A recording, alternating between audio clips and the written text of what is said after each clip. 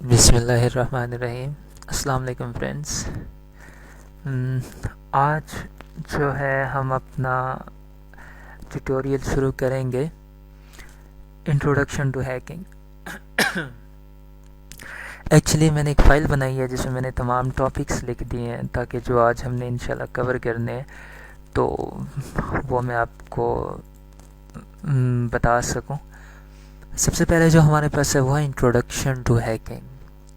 Introduction to hacking आपको net में बहुत सारी डेफिनेशंस मिल जाएंगे मुख्तलिफ़ किस्म के। हर किसी ने अपनी डेफिनेशंस दी हुई हैं, लेकिन जो बेसिक डेफिनेशन है वो यही होगी कि आप किसी के कंप्यूटर को या किसी के अकाउंट को या किसी के रिसोर्सेज को इलीगल तौर पे एक्सेस करते हैं। यानी आपके पास किसी का पासवर्ड नहीं है, आपके पास किसी नेटवर्क में एंटर होने की ऑथेंटिकेशन नहीं है, लेकिन आप उसमें एंटर हो रहे हैं, उस नेटवर्क को एक्सेस कर रहे हैं, तो इसको हैकिंग कहेंगे।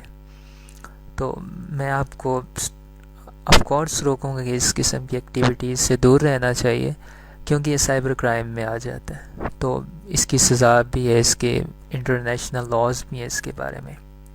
तो चले, हैकिंग तो ठीक है, हैकिंग तो वर्ड है, ये एथिकल हैकिंग क्या चीज़ है?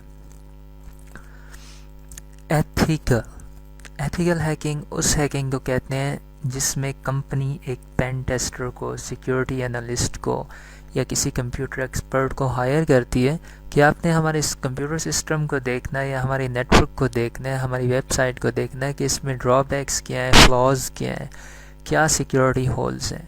तो फिर वो जो सिक्योरिटी टेस्टर होता है, पेन टेस्टर होता है, सिक्योरिटी एनालिस्ट होता है, वो उस सिस्टम को स्कैन करता है, उस नेटवर्क को स्कैन करता है, उसमें देखता है कि कहाँ कहाँ फ्लॉज है। तो इसकी एक हैंडसम अमाउंट कंपनी उसको पे करती है अगर वो इसमें ड्रॉबैक्स निकाल लेता है। तो इसको हम कहते हैं, मतलब एक इंसान होता है, एक एक्सपर्ट होता है, वो अपनी जो एबिलिटीज़ होती हैं वो उसको पॉजिटिव मैनर में यूज़ करें, तो वो हमारे पास एथिकल हैकिंग होती है। तो ये आजकल बहुत हाई जॉब्स होती हैं, हाई पे जॉब होती हैं इसकी। अच्छा, हाउ पीपल्स पे एथिकल हैकर्स, वो इनको हायर करते हैं कि आपने आना है, हमारे नेटवर्क को टेस्ट करना है, और इस तरह फिर उनको उनकी स्किल्स के पैसे मिलते हैं। तो इंशाल्लाह आप में से भी लोग बन सकते हैं। उसके बाद मैं आपको स्ट्रांगली रेकमेंड करूँगा, इनकरेज करूँगा कि आपने कभी भी अपने पावर का गलत इस्तेमाल नहीं करना, क्योंकि गलत इस्तेमाल का कोई फ़ायदा ही नहीं होता। आपको हमेशा डर रहेगा कि आज आप ट्रेस हो गए, कल आप ट्रेस हो गए। तो बेहतर है कि जिस चीज़ में हमेशा का डर हो उस चीज़ को नहीं करना चाहिए। हाँ, पॉजिटिव मैनर में एथिकल हैकर्स बन सकते हैं, ज़रूरी नहीं है कि आपने जो अपनी हैकिंग को नेगेटिव सेंस में यूज़ करना है। अगर आपको हलाल का पैसा मिल रहा है और आपकी जो स्किल्स हैं वो वहाँ भी यूज़ हो रही हैं, तो क्यों ना फिर बग़ैर डर के लाइफ जी जाए। उसके बाद हमारे पास आ जाती है टर्मिनोलॉजी। टर्मिनोलॉजी का मतलब होता है, हमारे पास एक शॉर्ट वर्ड्स होते हैं जिनका हैकिंग की दुनिया में बहुत ज़्यादा इस्तेमाल होता है। कुछ वर्ड्स होते हैं, हर फील्ड के अपने वर्ड्स होते हैं जिनका कोई स्पेसिफिक मीनिंग होता है। लाइक हमारे पास अब हैकिंग में होता है white hat, black hat, grey hat, ये हैकर्स के टाइप्स हैं। अब जो हमारे पास वाइट हैट हैकर्स हैं वो क्या है? वो लोग जो पेन टेस्टर होते हैं, जो एथिकल हैकर होते हैं, वो वाइट हैट होते हैं। वो अपनी जो स्किल्स होती हैं इनको पॉजिटिव मैनर में यूज़ करते हैं। उसके बाद जो ब्लैक हैट हैकर्स होते हैं उन्होंने अपनी स्किल्स को नेगेटिव मैनर में यूज़ करना होता है, तो उनको फिर कैटेगराइज किया गया है ब्लैक हैट हैकर्स। उसके बाद हमारे पास ग्रे हैट आ जाते हैं, जो इन दोनों का मिक्सचर होते हैं। कभी वो नेगेटिव सेंस में यूज़ करते हैं एबिलिटीज़ को, कभी पॉजिटिव मैनर्स में। तो अब ये जो हमारे पास टर्मिनोलॉजीज़ हैं, ये मैंने जितनी भी लिखी है हमारे पास हैकिंग से रिलेटेड है। आपका जो कंप्यूटर है इससे भी रिलेटेड टर्मिनोलॉजीज़ हैं, लाइक ऑपरेटिंग सिस्टम। ये मैंने किया हुआ, ये देखें, glossary of operating system terms. Operating system से मुराद आप आपका माइक्रोसॉफ्ट ऑपरेटिंग सिस्टम नहीं है। ऑपरेटिंग सिस्टम से मुराद आपका वो सॉफ्टवेयर जो आपकी डिवाइसेस को कंट्रोल करता हो। लाइक हमारे पास विंडोज़ ऑपरेटिंग सिस्टम्स हैं, लिनक्स है, यूनिक्स है, मैक है, एंड्रॉयड ऑपरेटिंग सिस्टम है, तो उसके अलावा भी काफ़ी सारे हैं। तो लेकिन जो मेजर ऑपरेटिंग सिस्टम वो लिनक्स है, यूनिक्स है, मैक है, विंडोज़ हैं। तो अब ये देखें, इनमें टर्मिनोलॉजीज़ हैं एक्सेस टोकन। ये एक्सेस टोकन क्या चीज़ है? सिंपल मैनर में मैं आपको ये बताता हूँ कि आप किसी बाइक स्टैंड पे जाते हैं तो बाइक वाला आपको 2 टोकन देता है, एक आपके पास रख ले, एक का टोकन आप अपने पास रख लेते हैं, एक बाइक के अंदर लगा होता है। तो नेक्स्ट टाइम जब आप बाइक वाले के पास आते हैं तो वो दोनों टोकन को मैच करते हैं। अगर दोनों टोकन मैच हो जाते हैं तो वो क्या करता है, आपको बाइक दे देता है, नहीं तो वो कहता है कि ये आपको नहीं मिलेगी। सेम कंप्यूटर सिस्टम्स भी कहते हैं an access token contain a security credential for a login session to identify the user. अब इस सब का क्या मतलब है कि जो माइक्रोसॉफ्ट के ऑपरेटिंग सिस्टम है वो क्या करते हैं कि जब भी कोई यूज़र लॉगिन होता है वो क्या करते हैं, एक सिक्योरिटी टोकन उससे मांगते हैं। मतलब आपने जब विंडो इंस्टॉल की तो वो आपसे एक यूज़र नेम पासवर्ड मांगेगा। जब आपने यूज़र नेम पासवर्ड उसको दे दिया तो अब जब भी आप के कंप्यूटर को कोई एक्सेस करना चाहेगा तो वो उससे पहले यूज़र नेम पासवर्ड मांगेगा। तो ये जो यूज़र नेम पासवर्ड होता है ये आपकी सैम फाइल में स्टोर होता है विंडोज़ के फोल्डर के अंदर। सिस्टम 32 में एक सैम का होगा। अब वो फाइल क्या होती है, आप उस फाइल को कभी डायरेक्ट नहीं खोल सकते, इनक्रिप्टेड फाइल होती है वो, लेकिन आप उस फाइल को बहुत आसानी से तोड़ सकते हैं, बिल्कुल आसानी से। वो 1 मिनट लगेगा और आपका जो ऑपरेटिंग सिस्टम का पासवर्ड है वो टूट जाएगा। विंडोज़ 10 का तो मैंने नहीं देखा अभी तक, लेकिन विंडोज़ 8.1 तक बहुत आसानी से टूट जाते हैं। वो LM और NTLM ये मैंने सर्च पहले से की हुआ क्योंकि मेरा नेट ज़रा स्लो है आज। तो LM और NTLM हैश की फॉर्मेट में वो पड़ा होता है। अब ये क्या है, ये आपके जो पासवर्ड होते हैं उनको हैश डंप में कन्वर्ट कर देते हैं, वो उसकी हैशिंग करते हैं, वो इसकी फॉर्म को चेंज करते हैं। अगर आपने पासवर्ड रखा है 1 2 3 4 तो वो इसको समथिंग यूँ और उसके बाद स्टैरिक और उसके बाद मुख्तलिफ़ किस्म के एक लॉन्ग स्ट्रिंग बना देगा, बिट्स की स्ट्रिंग वो बना देगा ताकि आराम से उसको कोई ब्रेक ना कर सके। लेकिन वो बहरहाल बहुत आसानी से ब्रेक हो जाते हैं। तो उसके बाद जो हमारे पास टर्म है वो है फुटप्रिंटिंग। फुटप्रिंटिंग से पहले मैं आपको एक और 2 चीज़ें बतानी है। अब लाइक आपके पास बूटिंग है, आपके कंप्यूटर का जो चलने का प्रोसेस है उसको बूटिंग कहते हैं। इनके में booting also known as booting is initial set of operation that operating system perform the electrical power to the CPU is switched on. जब आप कंप्यूटर को स्विच ऑन करते हैं तो बूटिंग का प्रोसेस शुरू हो जाता है। तो अब बूटिंग आपके पास 2 किस्म की होती है, कोल्ड बूट होता है, एक वार्म बूट होता है।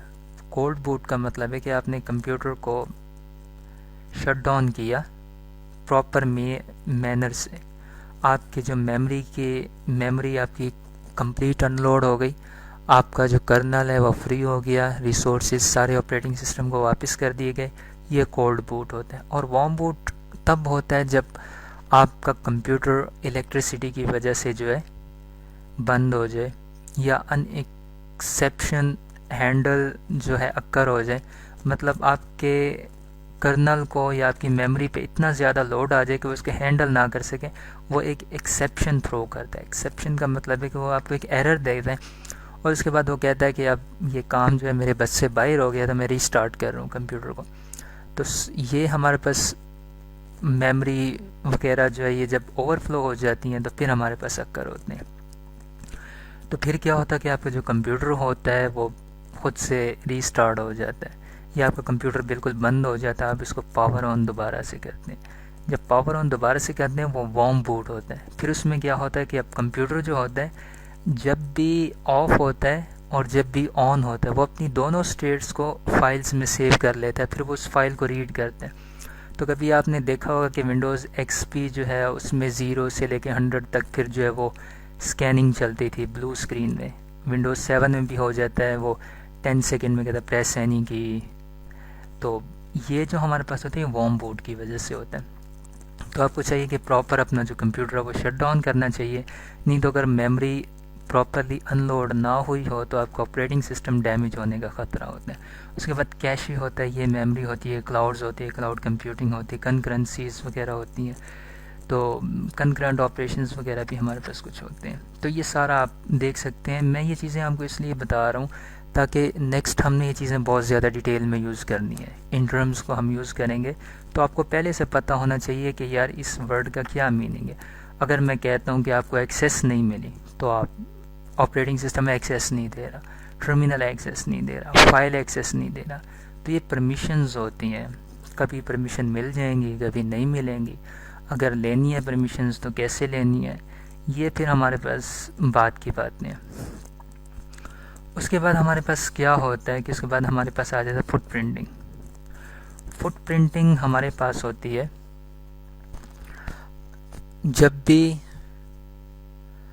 आप किसी कॉलेज में एडमिशन लेते हैं तो पहले एक आप फॉर्म फिल करते हैं। वो फॉर्म फिल करते हैं तो अब कॉलेज को आपके बारे में सारी मालूमात आ जाती है। इसी तरह फुट प्रिंटिंग का मतलब होता है कि आपने किसी सिस्टम, किसी इन्वायरमेंट, किसी डिवाइस को जिसको हैक करना है या एनालाइज करना है, उसके बारे में सारी मालूमात आपने लेनी है। लाइक आपने एक किसी स्पेसिफिक नेटवर्क में जाते हैं, आपके दोस्तों का नेटवर्क है, फ्रेंड्स का नेटवर्क है, आपके घर का नेटवर्क है, आपके नेबर्स में कोई नेटवर्क है, आपने उसको एक्सेस कर लिया। अब आपने वहाँ पे किसी स्पेसिफिक कंप्यूटर को हैक करना है, तो फिर आप क्या करोगे कि देखोगे उस कंप्यूटर का आईपी एड्रेस क्या है, नेम क्या है, उसके बाद उसमें ऑपरेटिंग सिस्टम कौन सा यूज़ हो रहा है, उसके बाद उसमें सर्विसेज कौन कौन सी चल रही हैं, उसके बाद विंडोज़ का वर्जन कौन सा है, उसमें पोर्ट्स कौन कौन सी ओपन है, तो ये फायरवॉल ऑन है या नहीं है। कंप्यूटर के बारे में जितनी मालूमात लेने या उस चीज़ को जिसको आप हैक कर रहे हैं उसके बारे में कंप्लीट मालूमात लेने को फुट प्रिंटिंग कहते हैं। अब हमारे पास फिर डॉस आ जाते हैं। डॉस का मतलब है डिनाइल ऑफ सर्विस अटैक। अब एक हमारे पास ये भी डॉस है, CMD हम प्रिंट करें ये भी हमारे पास डॉस है, डिस्क ऑपरेटिंग सिस्टम है।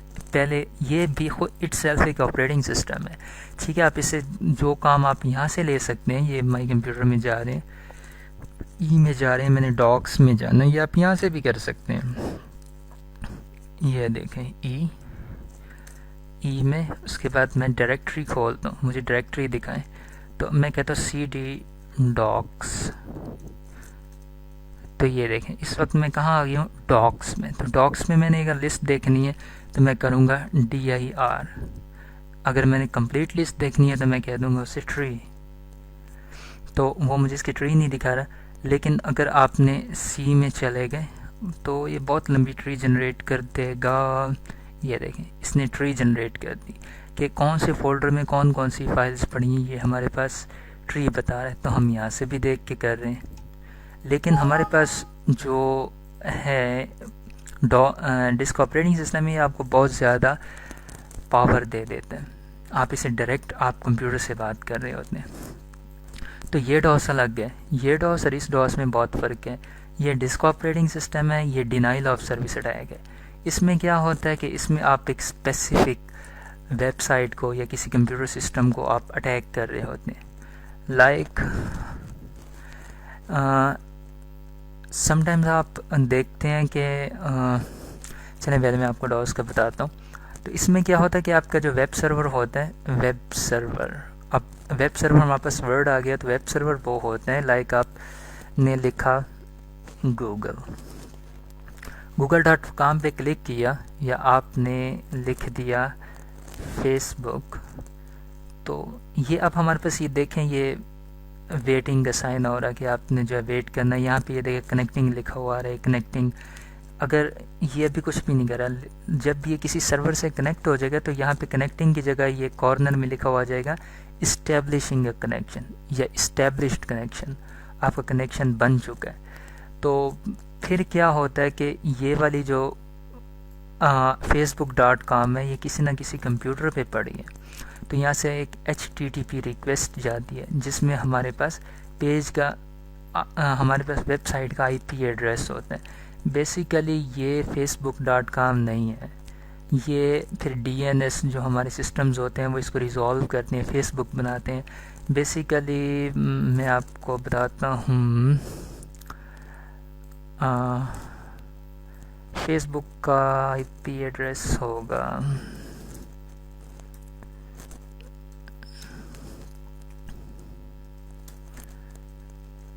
traceRD facebook.com, ट्रेस राउट बेसिकली है। तो इसमें क्या होगा कि ये facebook.com को जो है ट्रेस करेगा, इसका एक्चुअल IP एड्रेस निकाल के देगा।